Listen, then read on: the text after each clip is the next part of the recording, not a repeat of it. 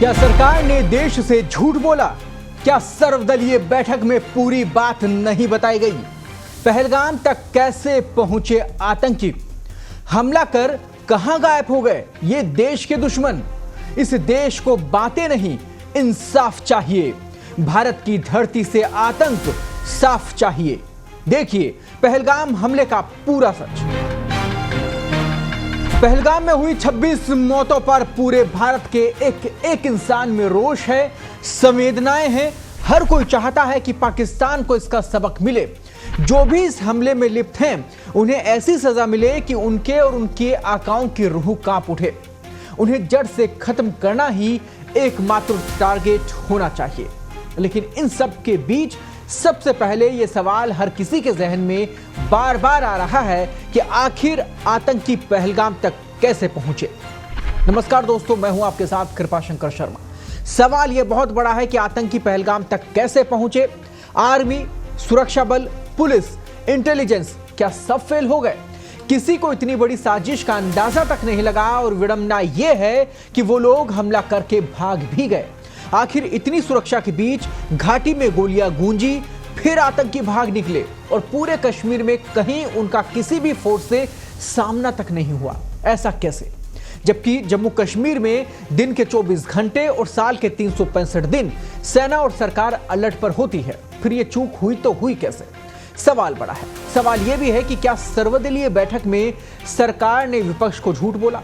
जम्मू कश्मीर के पहलगाम में 22 अप्रैल को हुए भीषण आतंकवादी हमले के बाद सुरक्षा व्यवस्था, प्रशासनिक अनुमति और सरकारी दावों को लेकर कई गंभीर सवाल उठ खड़े हुए हैं। केंद्रीय गृह मंत्रालय और जम्मू कश्मीर प्रशासन के बयानों में विरोधाभास ने स्थिति को और जटिल बना दिया है। इस पर दी हिंदू में विजेता सिंह ने एक रिपोर्ट लिखी। हमले के एक दिन बाद उन्होंने लिखा कि केंद्रीय गृह मंत्रालय के अधिकारियों ने एक सर्वदलीय बैठक में यह जानकारी दी कि बैसरन घाटी को खोलने के लिए पुलिस की अनुमति नहीं ली गई थी। हालांकि जम्मू कश्मीर सरकार के एक वरिष्ठ अधिकारी ने दी हिंदू को बताया कि इस पर्यटन स्थल के लिए कभी पुलिस प्राधिकरण की अनुमति नहीं मांगी गई। यह स्थान बर्फीले महीनों को छोड़कर लगभग पूरे साल पर्यटकों के लिए खुला रहता है। अधिकारी ने यह भी स्पष्ट किया कि जम्मू कश्मीर पुलिस ने अभी तक केंद्र शासित प्रदेश प्रशासन से परमिट मुद्दे पर औपचारिक रूप से कोई भी संवाद नहीं किया। उन्होंने जोर देकर कहा कि बैसरन घाटी वर्षों से पर्यटकों के लिए खुली रही है। स्थल के गेट पर लगे एक पोस्टर के अनुसार इसका संचालन अनंतनाग जिले में पहलगाम विकास प्राधिकरण द्वारा किया जाता है और प्रति व्यक्ति यहां पर प्रवेश शुल्क 35 रुपए है।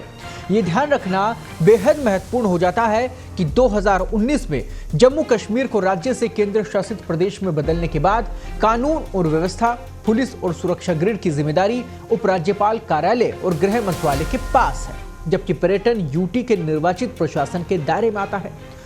सुरक्षा प्रतिष्ठानों के सूत्रों के अनुसार सरकार पहले किसी भी ऐसे स्थान तक पहुंच को बंद करने के लिए इच्छुक नहीं थी, क्योंकि यह कश्मीर घाटी में सामान्य स्थिति के प्रचार के विरुद्ध जाता है। तो क्या पर्यटन को बढ़ाने के लिए इतनी बड़ी लापरवाही की गई? आतंकियों ने दोपहर बाद 2:30 से 3 बजे के लगभग कत्लेआम मचाया और आराम से भाग भी निकले, क्योंकि वहां पर कोई भी सुरक्षा कर्मी नहीं था।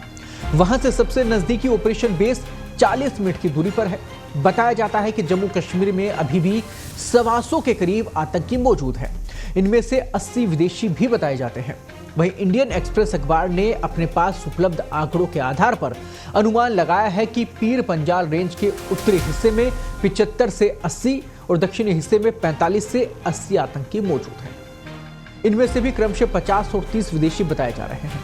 सरकारी समीक्षा बैठकों में भी अफसरों ने स्थानीय युवाओं के आतंकी बनने और महत्वपूर्ण ठिकानों को निशाना बनाने के खतरे को भांपते हुए इस पर विचार भी किया था। ऐसे में अगर इस पूरे घटनाक्रम में किसी की भी असफलता है, फेलियर है, तो उस पर भी कड़ी कार्रवाई होनी चाहिए। पूरा देश ये चाहता है कि चाहे केंद्र सरकार हो या राज्य सरकार, इन आतंकियों का सफाया इस भारत की धरती से होना चाहिए और जिसने भी इन्हें पनाह दी और जो भी इस हमले में शामिल है उन्हें भी कड़ी से कड़ी सजा मिलनी चाहिए और सजा ऐसी हो कि रूह कांप उठे। इस हमले में शामिल हर एक व्यक्ति और उनके परिजनों को सम्मान तभी मिलेगा जब आतंक का जड़ से सफाया हो। ताजा अपडेट्स और बड़ी खबरों के लिए बने रहे पत्रिका के साथ। फिलहाल मुझे दीजिए इजाजत। नमस्कार।